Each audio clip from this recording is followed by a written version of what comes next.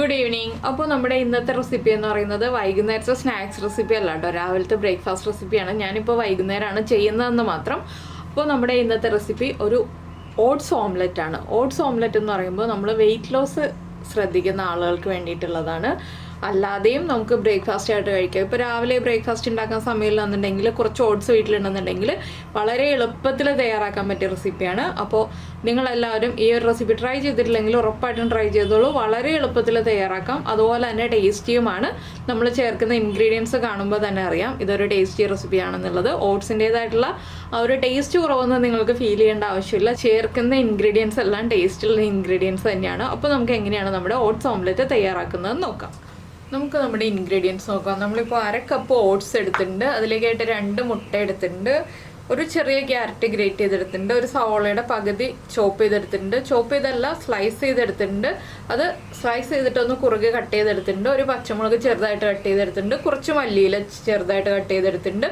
പിന്നെ നമുക്ക് വേണ്ടത് ഉപ്പും കുരുമുളക് പൊടിയൊക്കെയാണ്. അപ്പോൾ ആദ്യം നമുക്ക് ഈ ഓട്സ് ഒന്ന് പൊടിച്ചെടുക്കണം. ഇത് റോസ്റ്റഡ് ഓട്സ് ഒന്നല്ല, വെറുതെ ഓട്സ് നമ്മൾ കഴിക്കുന്ന ഓട്സ് പൊടിച്ചെടുക്കുകയാണ്. റോസ്റ്റ് ചെയ്യേണ്ട ആവശ്യമില്ല. നമുക്കൊരു മിക്സിയുടെ ജാർ എടുക്കാം. മിക്സിയുടെ ജാറിലേക്ക് നമ്മൾ എടുത്ത് വെച്ചിരിക്കുന്ന ഓട്സ് ഇട്ടിട്ട് ഫൈൻ പൗഡർ ആയിട്ടല്ല, ചെറിയ തരിതരിപ്പോടെ പൊടിച്ചെടുക്കാം കേട്ടോ. ഫൈൻ പൗഡർ ആവേണ്ട ആവശ്യമില്ല. അപ്പോൾ ഞാനിതൊന്ന് പൊടിച്ചെടുക്കട്ടെ, അതിനുശേഷം നമുക്ക് ബാക്കിയുള്ള കാര്യങ്ങൾ പറയാം. ഇപ്പോൾ നമ്മുടെ ഓട്സ് ചെറിയ തരികളോടുകൂടി പൊടിച്ചെടുത്തിട്ടുണ്ട്. നിങ്ങൾക്ക് ഫൈൻ പൗഡറായിട്ട് പൊടിച്ചെടുക്കണമെങ്കിൽ പൊടിച്ചെടുക്കാം. ഞാൻ ചെറിയ തരികളോടുകൂടിയാണ് പൊടിച്ചെടുത്തിട്ടുള്ളത്. ഇത് നമുക്കൊരു ബൗളിലേക്ക് മാറ്റാം. നമ്മൾ ആദ്യം ഓട്സ് എടുത്ത് വെച്ച ബൗളിലേക്ക് തന്നെയാണ് ഞാൻ മാറ്റുന്നത്. ഇതിലേക്ക് നമുക്കിനി 1/2 കപ്പ് തിളപ്പിക്കാത്ത പാലും കൂടി ചേർത്ത് മിക്സ് ചെയ്ത് വെക്കാം. തിളപ്പിക്കാത്ത പാലാണ്, തിളപ്പിച്ച പാലല്ല. ഈ ഓട്സ് ഒന്ന് സോഫ്റ്റായി വരാനാണ് നമ്മൾ പാല് ചേർത്ത് മിക്സ് ചെയ്ത് വെക്കുന്നത്. ഓട്സ് ഒന്ന് സോഫ്റ്റായി വരാൻ ഒരു 5 മിനിറ്റ് മാറ്റി വയ്ക്കുക. ഈ സമയത്ത് നമുക്ക് ബാക്കിയുള്ള കാര്യങ്ങളൊക്കെ റെഡിയാക്കി വരുമ്പോൾ നമ്മുടെ ഓട്സ് ഒന്ന് സോഫ്റ്റായി വരും. ഒന്ന് കട്ടില്ലാതെ മിക്സ് ചെയ്തെടുക്കണം. ഒരു ഫോർക്ക് യൂസ് ചെയ്തിട്ട് മിക്സ് ചെയ്തെടുക്കുകയാണെങ്കിൽ നന്നായിട്ട് നമുക്ക് മിക്സായി കിട്ടും.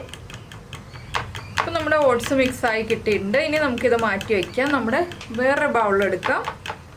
ഈ ബൗളിലേക്ക് നമ്മൾ എടുത്ത് വെച്ചിരിക്കുന്ന ക്യാരറ്റ് ഗ്രേറ്റ് ചെയ്തത്, അതുപോലെ തന്നെ സവോള കട്ട് ചെയ്തത്. സവോള ചെറുതായിട്ട് കട്ട് ചെയ്യണമെന്നുണ്ടെങ്കിൽ ചെറുതായിട്ട് കട്ട് ചെയ്യാം, ഇതുപോലെ കട്ട് ചെയ്യണമെന്നുണ്ടെങ്കിൽ ഇതുപോലെ കട്ട് ചെയ്യാം. പച്ചമുളക് നമ്മുടെ എരിവനുസരിച്ച് എടുക്കാം. ഞാനിപ്പോൾ കുരുമുളക് പൊടി ചേർക്കുന്നതുകൊണ്ടാണ് പച്ചമുളക് 1 എടുത്തത്. പിന്നെ നമ്മൾ മല്ലിയില കട്ട് ചെയ്തത് ഇത്രയും ചേർത്ത് കൊടുക്കുക. ഇതിലേക്കൊരു 1/4 ടീസ്പൂൺ കുരുമുളക് പൊടി ചേർക്കുക. മുട്ടയ്ക്കും ഓട്സിനും എല്ലാം ആവശ്യമായിട്ടുള്ള ഉപ്പ് ചേർത്ത് കൊടുക്കുക. ഇതെല്ലാം ചേർത്തൊന്ന് ഇളക്കി മിക്സ് ചെയ്തതിന് ശേഷം നമ്മൾ എടുത്തു വെച്ചിരിക്കുന്ന മുട്ടയും കൂടി ഇതിലേക്ക് പൊട്ടിച്ച് ചേർത്ത് കൊടുക്കുക.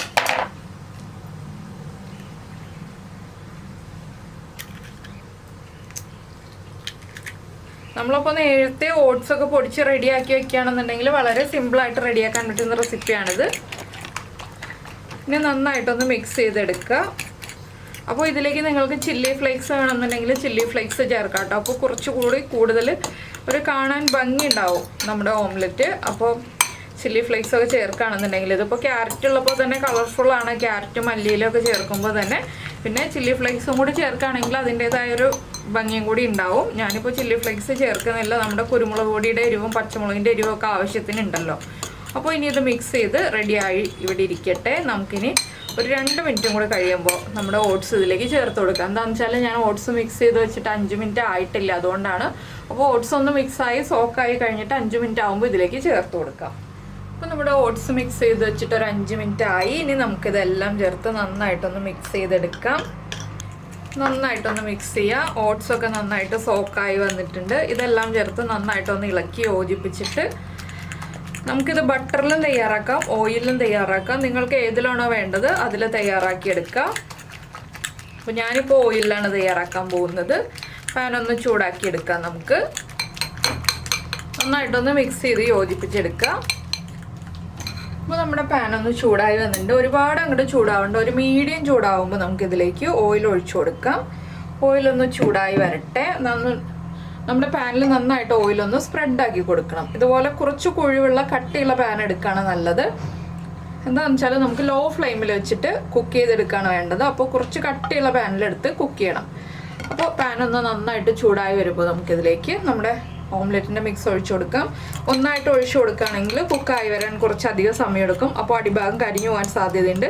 രണ്ടായിട്ട് ഒഴിച്ചു കൊടുക്കുകയാണ് എപ്പോഴും നല്ലത്. കുറച്ച് തിക്കായി പോവും. എന്താണെന്ന് വെച്ചാൽ നമ്മുടെ ഓട്സൊക്കെ കുക്കായി വരണമല്ലോ. അപ്പോൾ അധികം തിക്കായിട്ട് ഉണ്ടാക്കാതിരിക്കുകയാണ് നല്ലത്. അപ്പോൾ ഞാൻ ഇത് ഒഴിച്ചു കൊടുക്കുകയാണ്. ഒന്ന് സ്പ്രെഡ് ചെയ്തിട്ട് കൊടുക്കുക. എല്ലാ ഭാഗത്തേക്കും ആ ക്യാരറ്റും സവോളയും ഒക്കെ ഒന്ന് സ്പ്രെഡാക്കി കൊടുക്കുക.